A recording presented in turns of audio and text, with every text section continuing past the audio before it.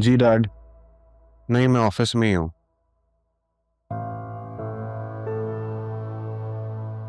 अरे एक सेकंड, मैं आपको कॉल करता हूँ। हाँ, तुम वापस आ गई। कैसे हो जरीन? मैं ठीक हूँ। I am so happy to see you. मेरी बात मान ली तुमने? तुम्हारी वजह से ही आई हूँ। All the credit goes to you. ये तो मुझे प्रोवोक ना करते तो शायद ना आती। तो अच्छा किया मैंने तुम्हें प्रोवोक करके। आई एम सो ग्लैड। इस बिजनेस को जितनी तुम्हारी जरूरत है, तुम्हारा यहाँ होना बहुत जरूरी है। इसलिए तो आ गई।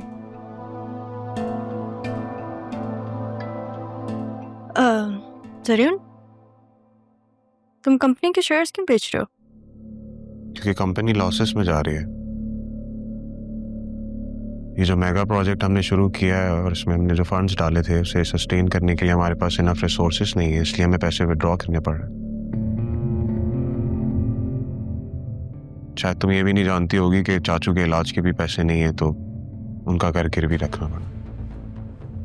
क्या? आसिया चाची ने वो घर गिरवी रखा ताकि चाचू का इलाज हो सके। डॉक्टर्स ने भी कोई खास रिस्पांस नहीं दिया है, तो मैं मामू से मिलने जाऊंगी। नहीं, तुम ये गलती बिल्कुल नहीं करोगी। वो लोग बहुत बदतमीजी से पेश आएंगे तुम्हारे साथ अगर उन्होंने देखा तुम्हें तो। रहा उन्होंने तारा आंटी के साथ जो किया, जो मेरे साथ किया,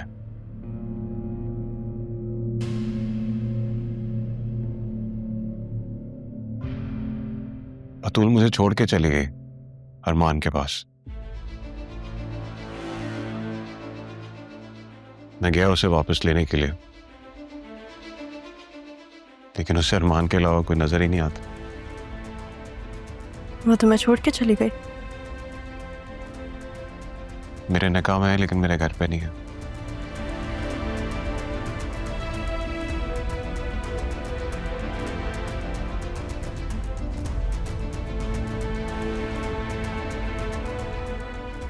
चलो अच्छा हुआ कि तुम आ गई।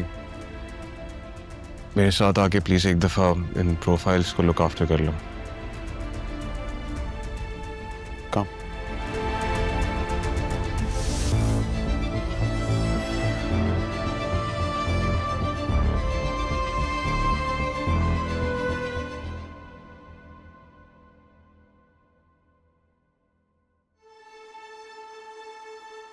बतूल, तुम यहाँ अकेली क्यों बैठी?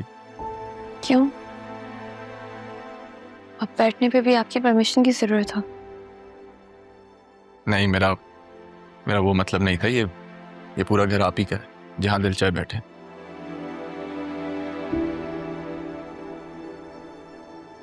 बस यूं आपके चेहरे पे उदासी देख के अच्छा नहीं लग रहा। दिल में गम और आंखों में आंसू ठहरे नहीं जाते। समझ सकता हूं मैं, लेकिन पता है, फरेब तो समझो एक साया है। तुम्हें उसी खुद फरेबी से बाहर आना होगा। जो कुछ भी हमारे साथ हुआ है, क्या हम ये जंग लड़ सकते हैं?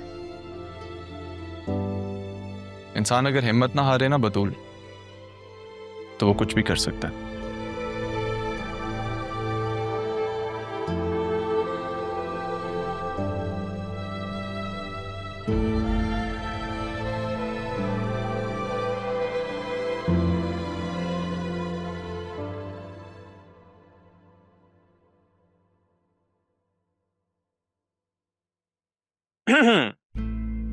अरे सर। सर? आप? Sorry sir, I mean Shahjan. अरे आप जॉब पे नहीं आई, मैं आपके ऑफिस आया हूँ। आप बैठे ना। मैं बैठने नहीं आया, मैं आपको लेने आया हूँ। चलें, लेट्स गो। कहाँ? मैं लंच पे जाना था ना। हाँ, लेकिन मैं नहीं जा सकती। वो बहुत काम है ऑफिस में, आज मेरा पहला दिन है ना। याद रखो, खुद पे इतना बोझ डालो जितना सह सकती हो। खुद को ओवरलोड करने की जरूरत नहीं है। अभी लंच का टाइम हो रहा है, सो लेट्स जस्ट गो। हाँ, लेकिन सूरत हाल बहुत बुरी है ना ऑफिस की, क्या करूं? खुद को स्ट्रांग करोगी तो ही तो हालात का मुकाबला कर सकोगी। ऐसे थोड़ी होगा, एक दिन में थोड़ी इनकलाब आता है। चलो अब लेट्स गो। अब वो मैंने तो दोस्ती का हक जमाया, अब तुम भी दोस्त समझ के बात मान लो। चले चले।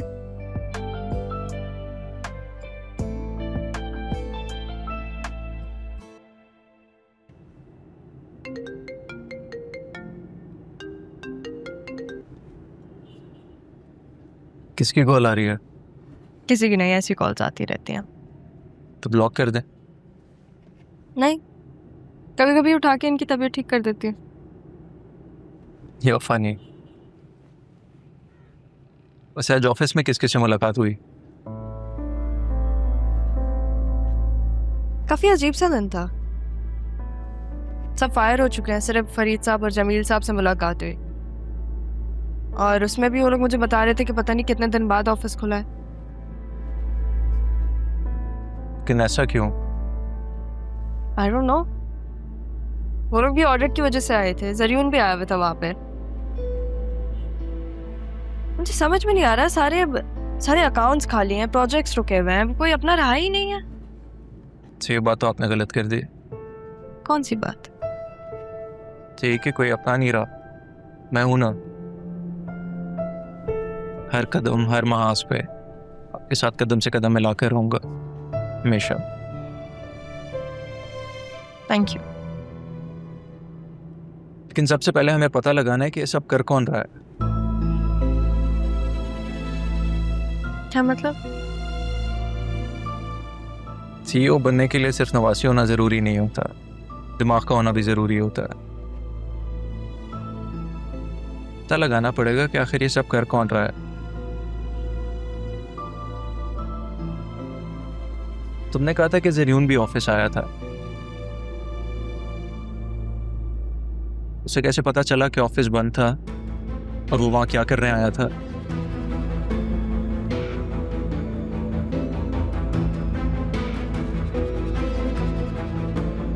आज ही जाके पता लगाओ कि वो किस किस से ऑफिस में मिला है।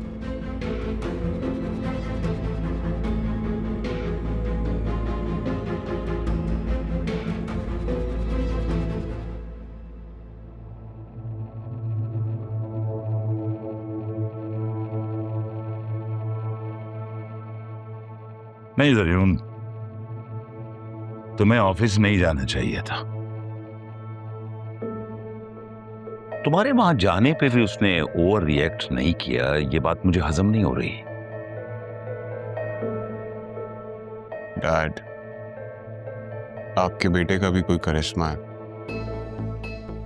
आपको क्या लगता है ये जो बतूल मदद मांगने गई है अरमान से और राहा अरमान को पसंद करती है, ये सब मैं होने दूंगा? मैंने राहा को वो फुटेजेस दिखा दी हैं बतूल और अरमान की। वो बदज़हन हो चुकी है इन दोनों से। वो अरमान के पास वापस कभी नहीं जाएगी। याद है तुम्हें, मैंने तो कहा था तुमसे, तुम नहीं माने थे। अब देख लो, सब वही हैं उसके घर पे। डैड,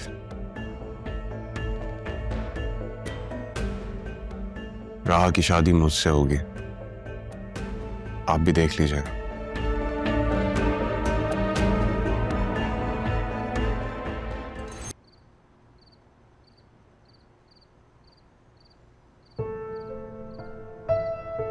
आप यहाँ?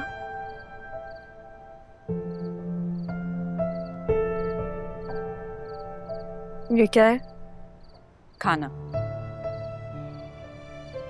हाँ, लेकिन रोज तो मैं नॉर्मली खुद ही ले लेती हूँ खाना। माफी मांगने के लिए मेरे पास कोई बहाना तो होना जरूरी था ना। माफी? किस लिए? मेरे इतने बुरे सलूक के बावजूद तुमने मेरे साथ अच्छाई की, नेकी की। सिद्रा को बुरे रास्ते पर चलने से बचाया, बुरे लोगों से बचाया, प्यार से समझाया।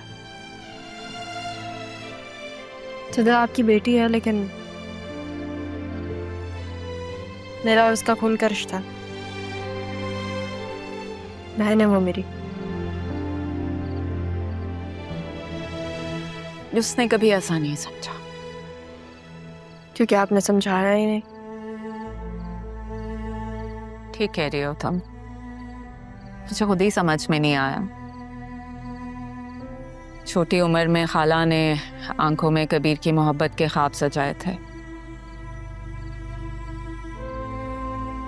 लेकिन उसे तारा से मोहब्बत हो गई थी। मेरी एकतरफा मोहब्बत के बीच में किसी का आ जाना मेरे दिल का जख्म बन गया था।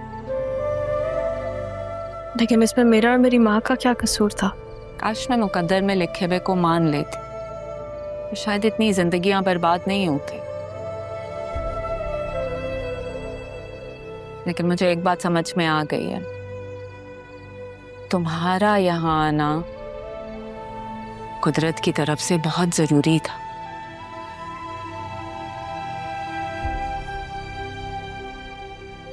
ताकि जिन रिश्तों और जज्बों को मैं उलझा बैठी थी, तुम्हारी वजह से वो सुलझ गए। थैंक